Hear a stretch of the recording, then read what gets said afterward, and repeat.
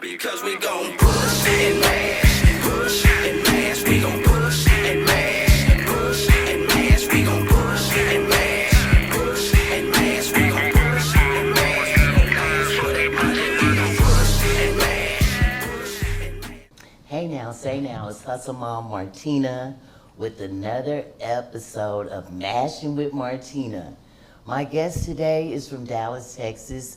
His name is Divine, D-I-V-I-N-E, Divine. And I'm gonna let him tell his story and say something to the audience, Divine. Yeah, man, the one and only D-I-V-I-N-E, man, the flame kisser, the Green Reaper's ass kicker, though, man. Still around by the grace of God, though, man. Yeah, man, baptized in flames, though. Yeah, man, I'm here. Y'all follow me on Divine_Flame Kisser on Instagram. Flame Kisser _Divine on Instagram. Y'all follow me, man. So Divine, you always lived in Dallas, Texas? Yeah, I'm from Dallas, Texas. Grew up in Dallas, Texas. I moved out of Dallas, Texas once, in Killeen, Texas for like a year, cause that's where my father was from. So, yeah, I'm an East Dallas baby, man. East Side. I'm an East Dallas baby. That's where I grew up at. Hamilton, to be exact. Hamilton Avenue, man. So your mother raised you? My father was in the picture, and he pretty much got me on the summers and, you know, came holidays to grab me and take me with him and give me the little game that he had for me, just, you know, being a man. You know, Yeah. so yeah, my grandma played a big part in that too. Okay. Both of my grandmothers actually. You know, so yeah. So you have siblings? Yeah. Well, I have a lot of siblings on my daddy's side. I have Junior, Tony. I got 5 sisters on my dad's side and 1 brother on my mom's side. Okay. And you know, I got an adopted sister, Didi. You know, free Didi, man. She locked up right now. She locked up. Well, okay, let's get into your life. Let's do talk it. about Divine. Let's do it. Let's talk about Divine. Let's do it. I'm not getting it from nobody else. No Jose, no he say, no she say. I want to get it from the horse's mouth. Yeah. So tell me what happened. Okay, I'm gonna take you down through there on the accident, right? First, let me show you. I'm gonna show you first so you can visualize everything. Cause this is my life we're talking about. This is serious to me. Yeah, man. Give me a couple of seconds real quick, man.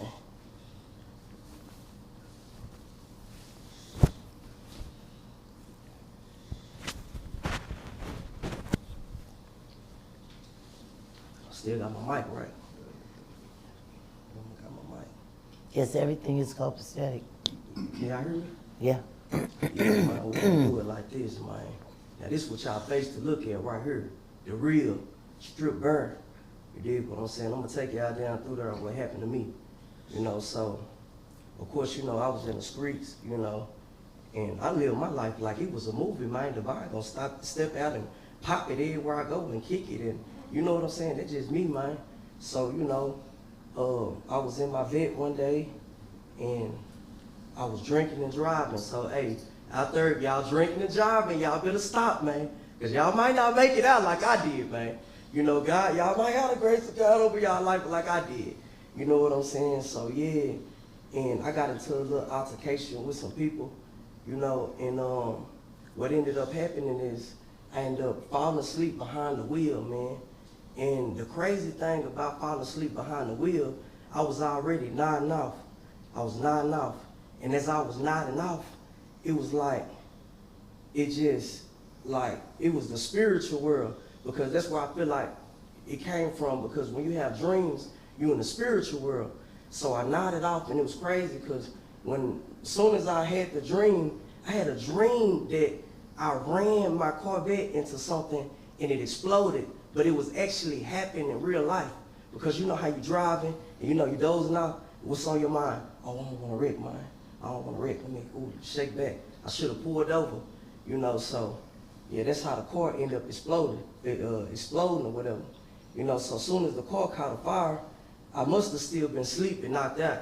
You know what I'm saying? Because by the time I woke up, I just remember smoke being in my lungs. I just remember the car being filled with smoke. I'm coughing. I couldn't really see nothing, and it was hot, but I had to make a decision. I said I could stay in this car because I felt the heat and I seen the flames, but I had to make a decision. I had to get up out that car. But the only way to go out the car was through the fire, man. The only way. And as sad as it was, that was my situation, you know, so I had to do what I had to do. I fall out, I bail out, boom. I get out the car on fire.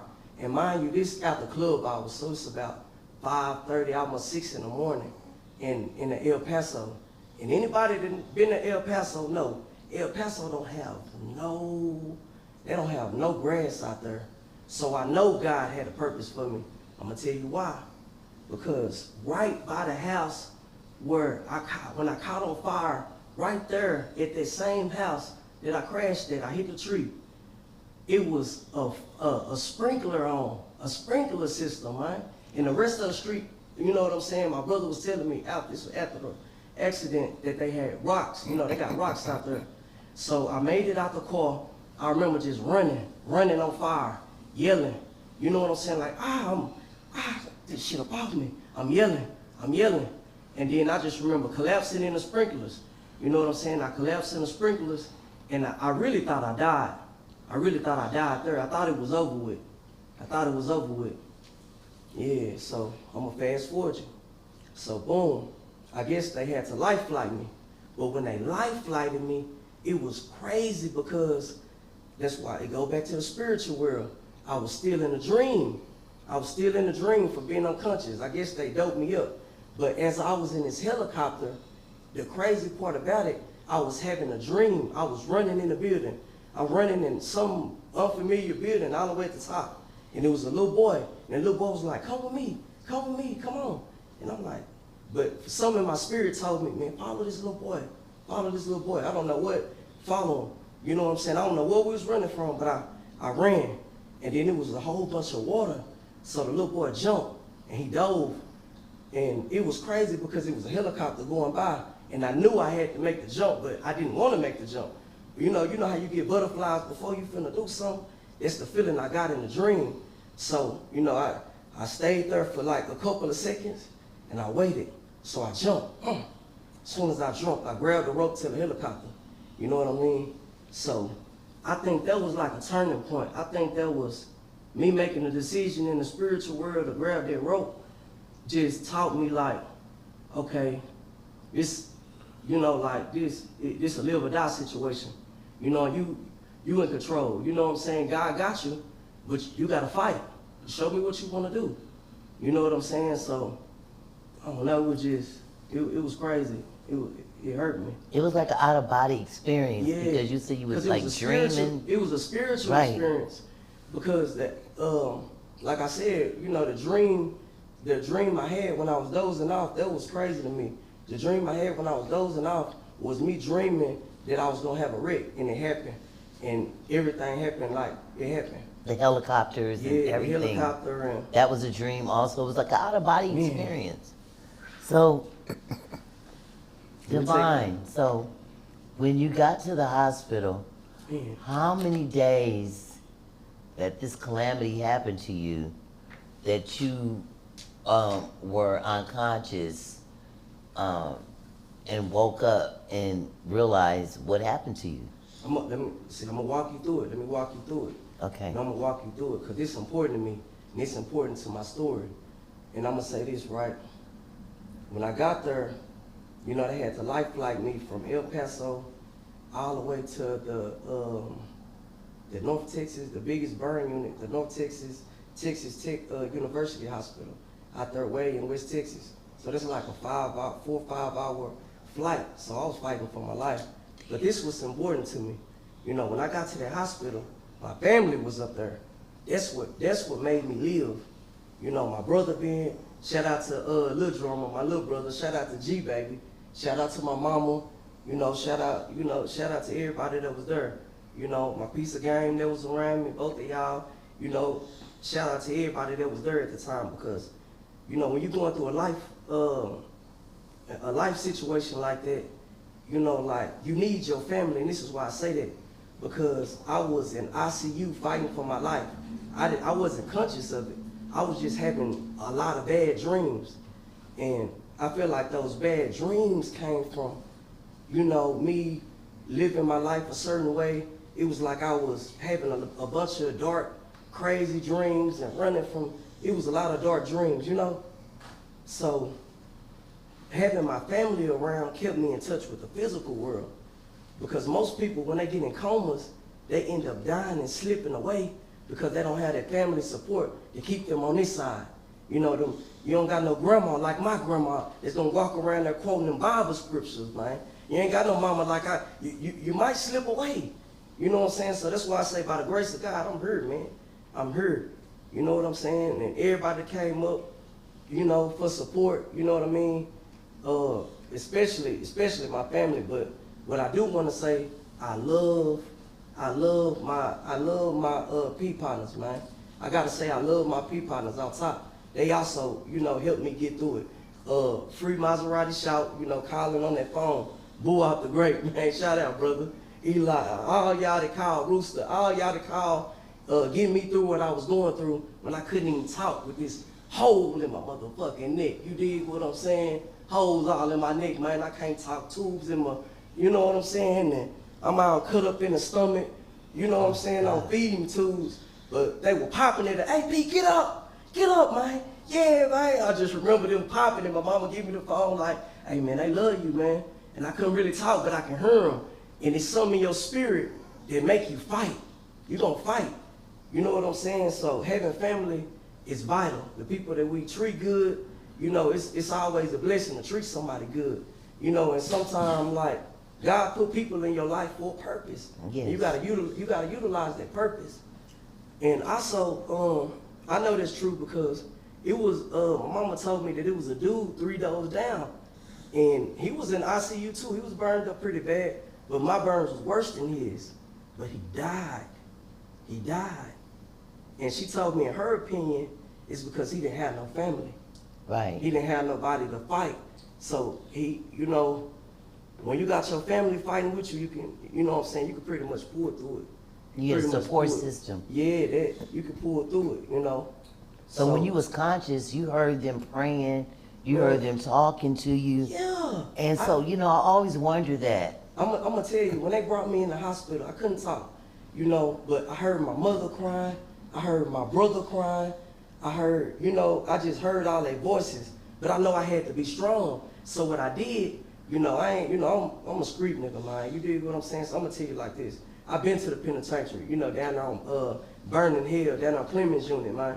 You know, Brazoria, Texas. You know, I did time down there. So, you know, this ain't nothing to brag about. But what I took from that negative situation was we had to use our sign language. You know, A, you know, B, you know, we spelling our letters and swiping our hands.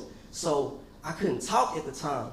And they was asking me, are you okay? What happened? So my brother also been to the penitentiary down there in Texas. So we communicating through sign languages. So pretty much the doctors and my family they basically telling my brother telling them what I'm saying. Hey man, I love y'all, stay strong, stop all that crying. You know what I'm saying? I'm popping it on them because I don't want them to see me weak. It's like I know what happened, but I don't know what happened. Okay, so I'm gonna fast forward you to really, I'm gonna wait on that part because this part comes first, okay. So when I initially first woke up, right, you know, when you wake up in the hospital, they ask you, do you know who the president is? Do you know your name? They ask you a series of weird, you know, normal questions really to see if your sanity there. And I knew some of the questions, but what was alarming to me is that I lost a little piece of my mind because I heard my mother standing in the same room as me talking about me. She was like, I'm worried about my son. He asked the same questions like 5 times in a row. Is he gonna be okay? But I'm hearing her, so I'm like, is something wrong with me? You know what I'm saying? So I'm just like, you know, man, I just ain't never been through nothing like this, so I'm taking everything hard. You know what I'm saying? So, you know, I remember I coded, I ended up coding. I coded twice. The last time I coded bad. And my mama told me I coded. So, you know, when they moved me down to my room, you know, I woke up, I don't know what's going on. I'm looking at my hands. I'm like, damn, these ain't my hands. She told my baby, them is your. I'm like, mama, these ain't my hands. Look at my hands, man. I'm like, these ain't my hands, man. What y'all do with my hands? So I'm staring. I'm like, damn, what happened to my hands? So she telling me, baby, you got in a bad wreck. It's gonna be okay. You know, my mama, you know, she a real stand-up woman, man. She stayed by my side. She grabbed my hand. So instantly, I get mad. Man, what the fuck, my money? Oh my God. What my money? What my money? She look at me, were you worried about some money? Do you know what you just lost? Do you know what just happened to you? And I'm worried about some money, man. You know what I'm saying? So it's just like, damn. And at that point in time, I still haven't even known how I looked. I didn't see my face yet. You know, at this time, they was giving me CAT scans, and I was having all these surgeries, and if you look at my side, you know, I had a whole bunch of skin grafts, and man, it was a lot. My arms was, from the fire, my arms was stuck like this because, you know, when anything is burned, it shrivels up. You know, so I had to have a surgery where they cut this so I can extend my arms out. You know what I mean? And they had to put my arm in a straight sling to where I can't move them. So I had to depend on everybody else to pretty much do everything for me. You know, I did have my piece of game there. You know what I'm saying? You know, they was there at the hospital with me, and one of them, you know, she stayed there and made sure I was great. You know, wiped my ass, and, you know, we went through our little times, but overall though, like, I'm gonna tell y'all my first initial reaction seeing myself, cause that's what's important to me. You know what I mean? And that's where I knew my life just changed, because I wasn't knowing yet. Because in the hospital they don't just take you in no mirrors, especially not, you know, when you get off of ICU, it's really no mirrors. But when they was bathing me, they had to take me into a tanker's room and scrub the dead skin off, and you know, they was just doing a bunch of stuff procedures they had to do. But one day they took me to the mirror, you know, they took me to the mirror, and I looked in that mirror, and I knew. I said, damn, I was searching for myself. Oh my God, take your time.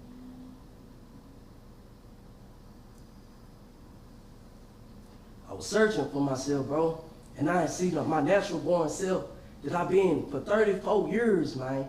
You dig what I'm saying? Like, I looked in the mirror, man, like a bad dream, and I can't blame this on nobody but me, man. You know what I'm saying? That's what give me the strength today to pop it the way that I'm a motherfucking pop it, man. You dig what I'm saying? Yeah, because I kick the Green Reaper's ass about this shit, though. Yeah, man, sent him on by his way, man. You got to do better next time, though, man. You know what I'm talking about? Because God got a calling on my motherfucking life, though. Yeah, man. You know what I'm talking about? I got a purpose around here, man. You know what I'm saying? So, yeah, I'm looking in the mirror, and I couldn't find myself. Yeah, I shedded some tears, and I was hurt. You know what I mean? So at first it was just like, man, I can't. It's waking up in a bad dream, going to hell, everything negative that you can think about. You know, because that's how I was looking at it at first. You know what I'm saying? Because I know I'm my spirit. I'm not my physical image that can also change and, you know, be, you know, like that's trivial. That's small. You know what I'm saying? But it still hurt me. You know what I mean? So, yeah, my reactions after that, you know, was I was being mean towards the people who was there for me. You know what I mean? Not necessarily just not my mama, but really just, you know what I'm saying? You know, the little piece of games that I had there, coming up there checking on me, you know, that was down for me. You know what I'm saying? I was pushing them away because I hated how I felt about myself. I didn't feel powerful.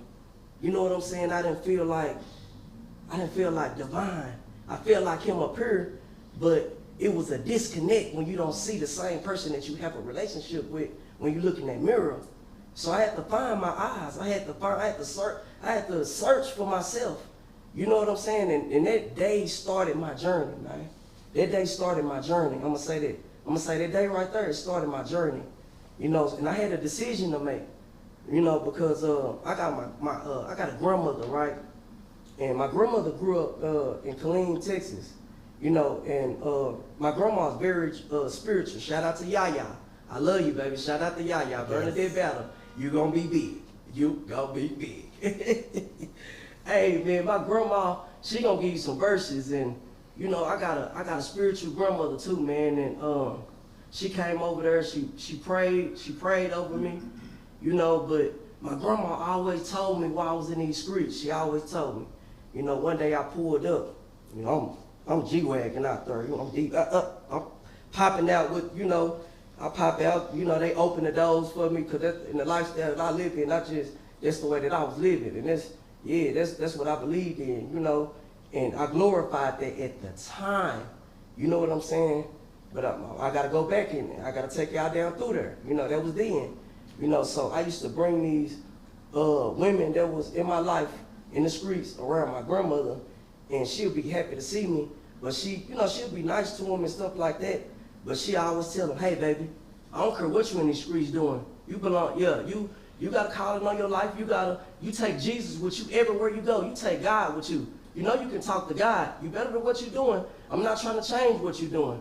You know, I'm gonna get, she told this one girl, you know what I mean? I ain't gonna say a name, but she told her, she say, I'm gonna give you an imaginary card. Whenever you wanna get out, remember it's in your back pocket. Put it in your pocket right now. I had to get her from around me, man. I had to get her from around me, grandma. Yeah, you ain't forget about business like that. Stupid. You know what I mean? But now that I'm looking back, projectively looking back, you know what I'm saying? All my people, my grandma seen who I was, you know, at heart. You know, I was better than the things that I was doing, because anytime you can motivate somebody and make them act and move off of what you're saying, then you're a powerful person. You're a powerful person, you know what I'm saying? And, you know I got that gift.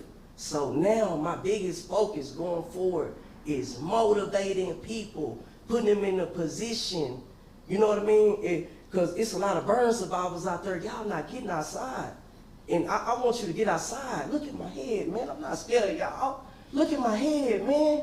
I'll show you the other side. My hair ain't already done, but I'm going to show y'all this, though, man. Yeah, because I ain't listen. I missed that ear, though. Yeah, God took that ear from me, but I can still hear, though. You hear me?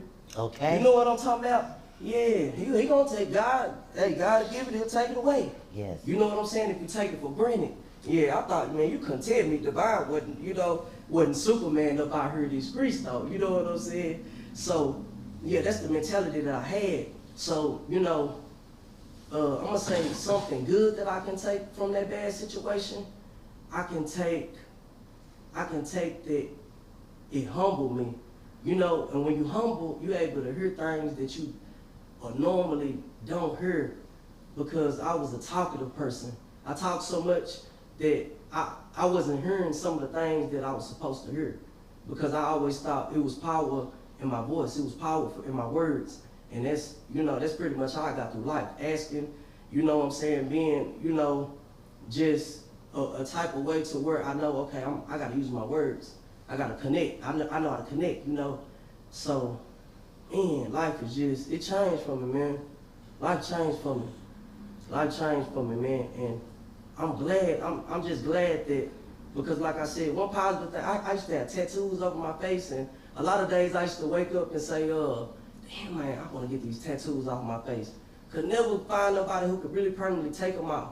You know what I'm saying? I used to be riding, you know what I'm saying? I used to be riding and just telling God, man, I'm gonna change my life, man. Sometimes I was going through, I want to change my life, but I love these people that I'm doing this with, man. Somebody got to care about these people. These people, you know what I'm saying, done got raped. These people done got robbed. These people doing what they doing. You know, these people out here doing what they doing in this lifestyle, and I got love for them. I got genuine love for these folks out here. Somebody got to care about these people, but God showed me how. God, I don't know how. I don't know how another way to show them. You know what I'm saying? Other than the way that I was taught. You know what I'm saying? So God answered my prayers, but not in the way that I thought. You know what I'm saying? Not in the way that I thought. You know what I'm saying? So if you out there in the streets, man, you know what I'm saying? You know, Like my grandma said, take God with you. You know what I'm saying? Take God Yes. with you. I don't care where you going, man. Hallelujah. Take God with you. Okay, so Divine, if you could look in the camera and tell somebody out there that is going through the same situation as you, what could they do to build their spirits up? Because you have the same spirit that you had before you got burned, you know? Yeah. It's like, you know how people say you're beautiful on the inside and out? But it's me. And you're me. on the inside is so It's the beautiful, vibe we talking about. and your energy and your vibration is just Yeah. wonderful. You know, after what you've been through, and you can smile, and you got this beautiful smile. Yeah. And I just want you just to tell somebody something to motivate them, Man, because you're a life coach. man, listen. If you've been, you don't even have to be a burn survivor. You can be going through any situation, man. Look at my situation, man. If I can still come outside, if I can still show up for myself, you can show up for yourself. You know what I'm saying? God only made one of you. Don't let nothing get in your way from stopping your journey. And when something get in your way, you find another way. You know what I mean? Yeah, man, if you got to use a bridge, you use a bridge to get over your situation. You know what I'm saying? And you drop that bridge and you need to build a raft to get you through your situation. You build a raft, but you do what you got to do about you, though. Because ain't nobody going to love you the way that you love you. And when I realize ain't nobody going to love me the way that I love myself, say, man, you better love yourself and quit playing out here. You know what I'm saying? Yeah, I don't care what you look like. You better love yourself out here. Because it's only one of you. I love Ali Road Mountain, baby. Yeah, I love Ali Road Mountain, baby. Yeah, it's some fineness. Yeah, some fineness up over here. And yeah, I did get blessed, though. God did not touch me below the waist, so he must have loved me, man. Right. You know what I'm saying? Still blessed, man. .com. You know what I'm saying? Yeah, let me Well, stop. Divine, so if the people want to get in contact with you to do some speaking engagements, because you are very motivating, and like I said, you're a life coach, and I know there's somebody out there that you can motivate to get out the house. Like you said, they don't have to be a burn Got to. victim. They could be somebody that just is antisociable. You know what I mean? Yeah. And so how can we contact you? I want y'all to reach out. I want y'all to reach out to my Instagram. It's flamekisser_divine. You know, because I'm that old flame kisser, man. The flame can kiss me, man. You know, so yeah, flame kisser divine. And you're going to see me in a profile picture, man. You're going to see me in a profile picture. Baptized in fire, branded in purpose, motivated by pain. You know what I'm saying? So, yeah. Well, I thank you for sitting on the couch on this episode of Mashing with Martina. Yeah. I Thank you appreciate for the you. opportunity, though, man. Man, I appreciate Thank you for for the coming. opportunity, man. Yes. You know, just believing in divine, and you know, because I wanted to come on your platform because I know you genuinely care about what's going on in the streets. Yes, I do. That's what I'm gonna say, right? So I was like, okay, I'm gonna go on the platform, but I'm gonna tell you not only my testimony, but you know, it's just like when you out here in these streets. Take God with you, man. All the just time. take God with you, man. All you the know, time. to take God with you. You know, like it's a lot that can happen in overnight. You know, take me for example. You know, don't be scared, don't be afraid to live, man. Don't be afraid to live. You only got one life. Don't be afraid to live. You know, so yeah, I'ma shine bright. Y'all gonna see divine everywhere, man. Y'all gonna see divine everywhere, man. Let me stop. I love y'all, man. I love y'all.